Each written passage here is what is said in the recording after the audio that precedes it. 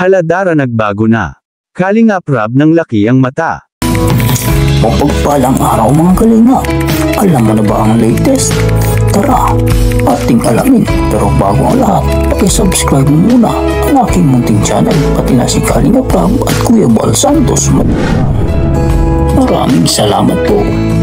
Mga kalingap, muli natin balikan si Dara at bigyan natin ng reaction video. Maraming salamat at dininig ng may kapal ang ating hiling at dasal na sana ay muling bisitahin si Dara ng kalingap. Grabe, maaawa kayo sa kwento ni Dara mga kalingap, dahil akalain nyo ay nalungkot din si Dara dahil naghihintay din siya na may bumisita sa kanya. At sa wakas ay meron na nga.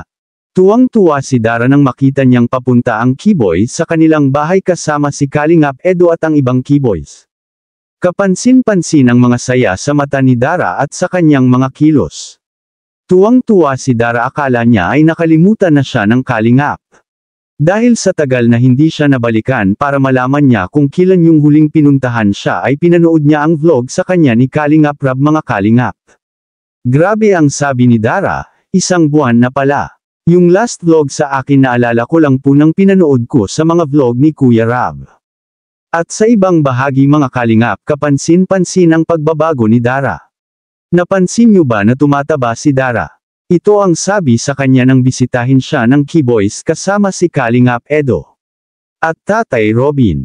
Siguro ay hindi na na-stress si Dara at nakapag-adjust na siya sa dating kalagayan na sobrang napakahirap.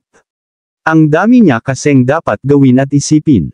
Kaya laging kulang sa pahinga. Pero ngayon ay tumataba na si Dara. Halatang comfortable na siya at hindi na nahihirapan.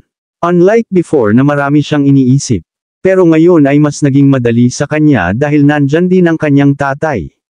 Malaki pa din ang pasasalamat ni Dara kay Kalingap Rab kahit minsan na lang siyang may vlog.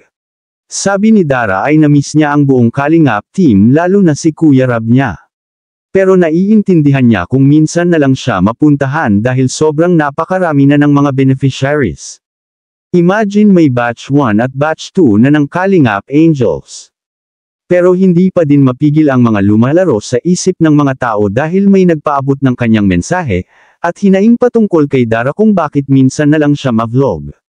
Ito ang kanyang sinabi.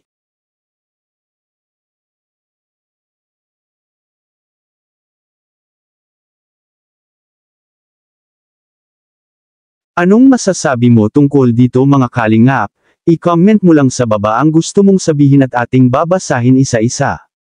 Maraming salamat po. To God be the glory.